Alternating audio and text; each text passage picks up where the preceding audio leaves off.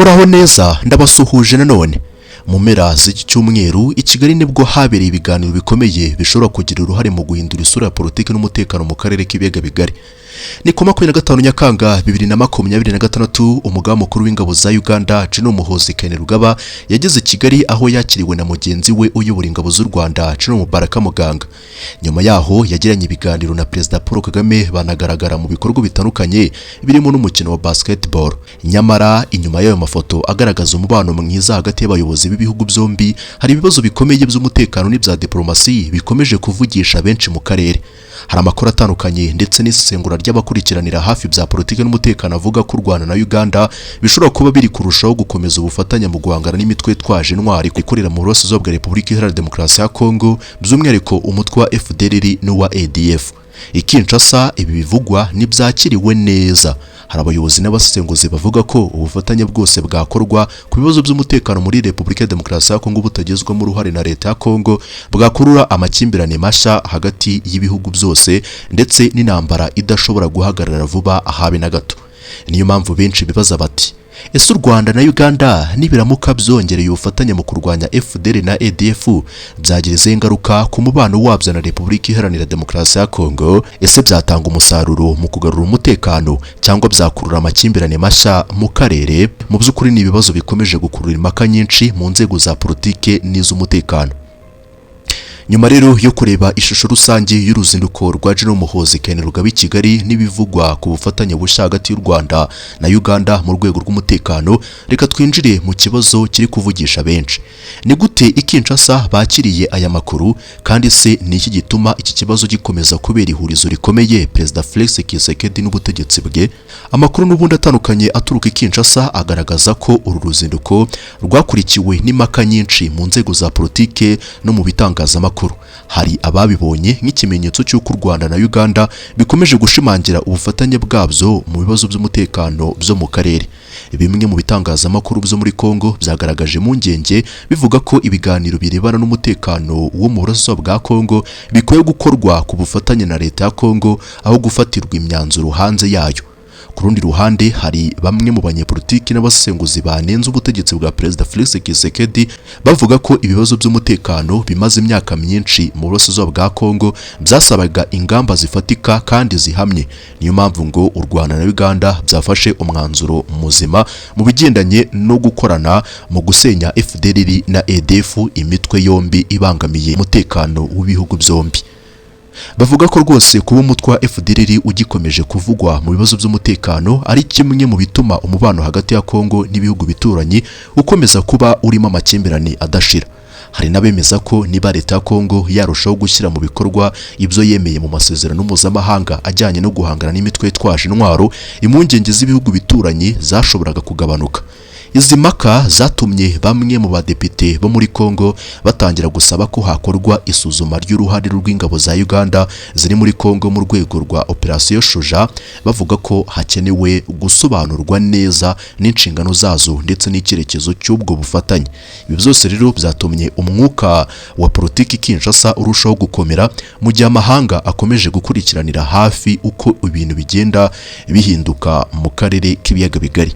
Ikindi kandi nuko uyu mubano wa Uganda ndetse n'u Rwanda ushobora kuba ugiye gukuraho umubano mwiza Uganda yari ifitanye na Repubulika Iharanira Demokarasi ya Congo Kinshasa, aho rwose Uganda yari yaremerewe no kohereza ingabo zayo muri Repubulika ya Demokarasi ya Congo mu bikorwa bya Operation Shuja mu gusenya umutwe wa ADF.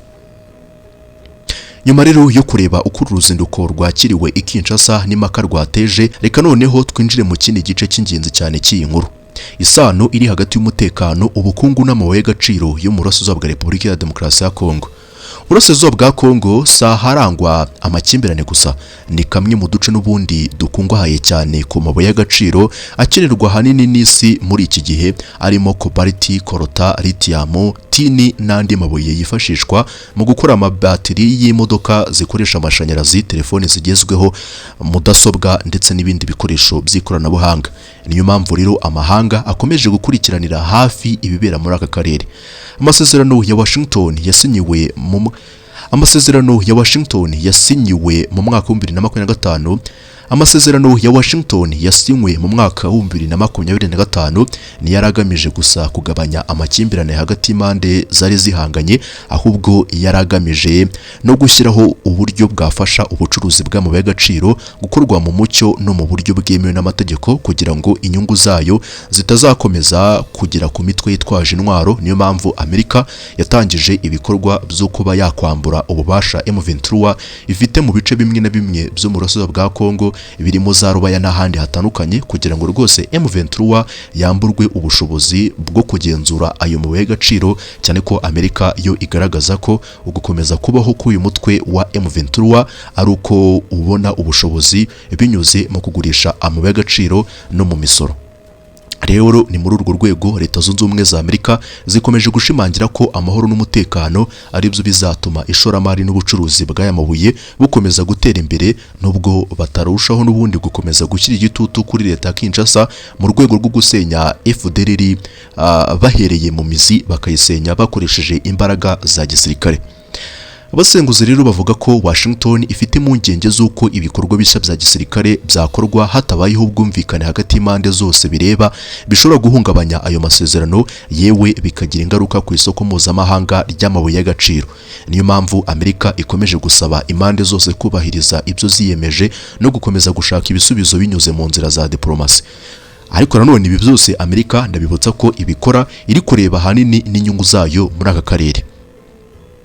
Mu mezi rero ashize kandi hafashwe ibyemezo n'ibihano byafatiwe abantu n'imitwe itandukanye ishinjwa kugira uruhare mu guhungabanya umutekano mu burasirazuba bwa Congo, aho u Rwanda rwafatiwe ibihano bimwe mu bigo cyangwa se amwe mu makompanyi akorera ku butaka bw'u Rwanda atunganya amabuye y'agaciro yafatiwe ibihano ashinjwa kugira uruhare muri ubu bucuruzi bw'amabuye y'agaciro.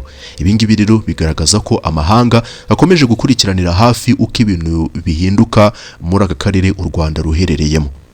Mu gihe u Rwanda rero na Uganda bishyira imbere ikibazo cy'umutekano w'imbibi zabyo, Amerika yo rwose ikomeje gushimangira ko amahoro arambye ariyo nkingi y'iterambere ry'ubucuruzi n'ishoramari mu karere. Niyo mpamvu rero impaka zikomeje kwibanda ku kibazo kimwe gikomeye: ese inyungu z'umutekano zishobora kujyana n'inyungu z'ubukungu, cyangwa se izo nyungu zombi zizakomeza kugongana ubwazo? Kuva rero M23 yongeye gufata intwaro, yakomeje kuvuga ko imwe mu mpamvu nyamukuru y'uko irwana ari ukubaho kwa FDLR, umutwe u Rwanda rushinja guhungabanya umutekano warwo. M23 kandi yakunze kuvuga ko hari ubufatanye hagati ya FDLR n'ingabo za Leta ya Congo FARDC, nubwo Leta ya Congo yakomeje kubihakana. Ni muri urwo rwego rero amakuru avuga ko ubufatanye burushijeho gukomera hagati y'u Rwanda na Uganda mu bijyanye n'umutekano bushobora gufatwa na M23 nk'ikimenyetso cy'uko ikibazo cya FDLR gikomeje gufatwa nk'icy'ingenzi mu rwego rw'umutekano w'akarere. Ariko kandi hari n'indi ngingo ikomeye idakwiye kwirengagizwa. Mu gihe ibiganiro byibanda ku guhangana n'imitwe yitwaje intwaro nka FDLR na ADF, amahanga nayo akomeje gusaba ko imitwe yose yitwaje intwaro harimo na M23 yakemura amakimbirane binyuze mu nzira z'ibiganiro no kubahiriza gahunda z'amahoro zashyizweho, ahanini zirimo agahenge. Ibi bituma rero hari abasesenguzi bibaza niba impinduka zose zaba mu rwego rw'umutekano zishobora no kongera igitutu kuri M23 kugira ngo yitabire inzira za politiki n'ibiganiro aho gukomeza inzira ya gisirikare. Ku rundi ruhande, abaturage bo mu bice byibasiwe n'intambara cyane cyane mu turere twa Masisi, Rucuru na Nyiragongo bavuga ko icyo bifuza mbere na mbere ari amahoro arambye. Benshi bavuga ko batitaye ku buryo ayo mahoro yagerwaho, icy'ingenzi ari uko imirwano yahagarara, abaturage bakongera gusubira mu byabo, abana bagasubira ku ishuri, ubucuruzi bugakomeza, n'abari barahunze bakabona uko basubira mu ngo zabo. Ni icyifuzo gihuriweho n'abaturage benshi bo mu burasirazuba bwa Congo bamaze imyaka myinshi babayeho mu bwoba n'ingaruka z'amakimbirane. Mu gihe ibiganiro bya diplomasi bikomeje n'ibikorwa bya gisirikare nabyo bikaba biri kuvugwa, amaso y'abatari bake akomeje guhanga ku cyerekezo ibibazo bizafata mu minsi mike cyane iri imbere. Rero hari ikibazo kuri ubu ngubu kimwe kiri kwibazwa nyuma y'ibi byose tumaze kurebera hamwe. ese niba u Rwanda na Uganda byakomeza ubufatanye mu rwego rw'umutekano, ni zihe nzira zishobora gukoreshwa mu guhangana n'imitwe yitwaje intwaro ikorera mu burasirazuba bwa Congo? Ni yihe nzira nyirizina ishobora gukoreshwa mu gusenya iyi mitwe ya FDLR na ADF? Ese itsinda ry'abasirikare ba Uganda n'u Rwanda UPDF na RDF, iryo tsinda zirizoherezwa ku butaka bwa Congo mu gusenya iyi mitwe ya FDLR na ADF, bizakorwa gute? Abasenguzi mu bya gisirikare bavuga ko hari uburyo butandukanye bushobora rwose kwifashishwa, ariko ko icyemezo icyo ari cyo cyose cyasaba kubahiriza amategeko mpuzamahanga no guhuza ibikorwa n'inzira za diplomasi. Bamwe bagaragaza ko ubufatanye bushobora gukomeza binyuze mu gusangira amakuru y'ubutasi, kongera ubwirinzi ku mipaka no guhuza ibikorwa byo kurwanya imitwe yitwaje intwaro isanzwe ibangamira umutekano w'akarere. Hari kandi abavuga ko ibikorwa bisanzwe bya operasiyo Shoja Uganda ikorana na leta ya Congo mu kurwanya ADF bishobora rwose gukomeza cyangwa bikagurwa mu buryo bwumvikanyweho n'impande zibifitemo uruhare. Icyakora ibyo byose biterwa n'ibyemezo bya diplomasi n'ubwumvikane hagati y'ibihugu birebwa. Ariko ikigendanye no kuba Congo yakumvikana ngo hakorwe operasiyo zigamije gusenya umutwe wa FDLR, ingabo z'u Rwanda zinjiye ku mugaragaro ku butaka bwa Congo mu gusenya FDLR, ibyo ngibyo leta ya Congo Kinshasa ntibikozwa habe na gato.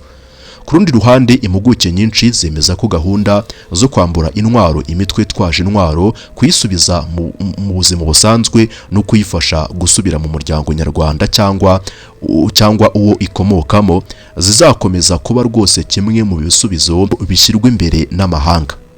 Abandi nabo bagaragaza ko ikoranabuhanga cyane cyane iryifashishwa mu gukusanya amakuru y'ubutasi no gukurikiranira hafi ibikorwa by'imitwe yitwaje intwaro rizakomeza kugira uruhare rukomeye cyane mu guhangana n'ibibazo by'umutekano. Ariko nubwo hari ibitekerezo bitandukanye ku buryo ibibazo byakemuka, ikigaragara nuko amahoro arambye atagerwaho binyuze n'ubundi ku mbaraga za gisirikare zonyine. Ubusesenguzi bugaragaza ko kuba rwose hakenewe icyizere hagati y'ibihugu by'akarere, ibiganiro bya diplomasi bikomeza ndetse n'impande zose zikubahiriza amasezerano mpuzamahanga zagiranye. Rero u Rwanda na Uganda icyo kuri ubu ngubu ngo bihanze amaso no gushaka uburyo bwose bushoboka bwo gusenya umutwe wa FDLR, tutibagiwe na ADF. Magingo ya rero nubwo bitaramenyekana nyirizina inzira izakoreshwa mu gusenya uyu mutwe wa ADF, ariko igihari kigaragazwa nuko ubufatanye bw'ibihugu byombi bushobora kubaho binyuze mu kuba bakohereza ingabo ku butaka bwa Congo mu gusenya iyi mitwe, ari kimwe mu bintu bishobora rwose kuzura intambara nshya kandi n'amakimbirane ashobora gufata indi myaka myinshi cyane. Kuri ubu ngubu rero leta ya Congo Kinshasa abayishyigikiye bafite impungenge z'uko Uganda ishobora kwifashisha operasiyo Shuja isanzwe ifitemo abasirikare, ikakira abasirikare b'u Rwanda baje kurwanya iterabwoba rya FDLR. Ariko ibyo ngibyo nta gihamya n'ubundi bifitiwe u Rwanda ndetse na Uganda, nubwo kuri ubu ngubu byagaragaje ko byaguye amasezerano ndetse n'ubufatanye mu bya gisirikare n'ubufatanye mu gushaka umuti w'ikibazo cy'amakimbirane yo mu karere, ariko ntabwo haraterwa n'ubundi intambwe ya mbere cyangwa se ngo bitangire gushyirwa mu bikorwa. Ariko indi ntambwe kuri ubu ngubu ishobora kuba igiye kubanza gukurikizwa mbere ya byose nigendanye no kubanza kuba Congo Kinshasa yasabwa ikigendanye no kuba yakwemera gahunda yo gusenya uyu mutwe wa FDLR hifashishijwe imbaraga za gisirikare.